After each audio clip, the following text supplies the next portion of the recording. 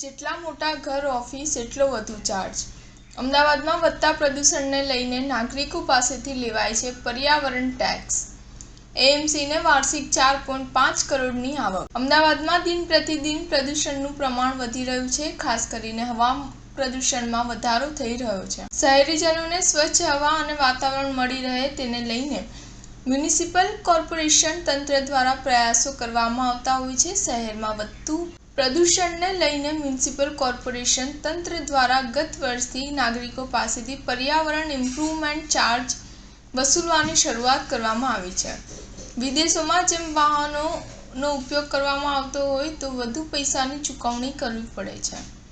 અમદાવાદમાં પણ પ્રદૂષણને રોકવા માટે નાગરિકો પાસેથી પર્યાવરણ ટેક્સ વસૂલ કરવામાં આવી રહ્યો છે।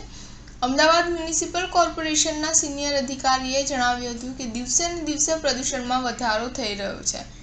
લોકોમાં પર્યાવરણની જાગૃતિ આવે અને પ્રદૂષણ અટકાવવા માટે પર્યાવરણ ઇમ્પ્રુવમેન્ટ ચાર્જ રૂપે ટેક્સ લેવાની શરૂઆત વર્ષ 2023-24થી કરવામાં આવી છે। આ પર્યાવરણ ઇમ્પ્રુવમેન્ટ ચાર્જ લાવવાનો મુખ્ય હેતુ એવો છે કે લોકો અત્યારે પોતાના વાહનોનો ઉપયોગ કરી રહ્યા છે અને જાહેર ટ્રાન્સપોર્ટેશનનો ઉપયોગ ખૂબ ઓછો કરે છે। સ્ટાર ન્યૂઝ 7 હંમેશા સચ્ચાઈની સાથે।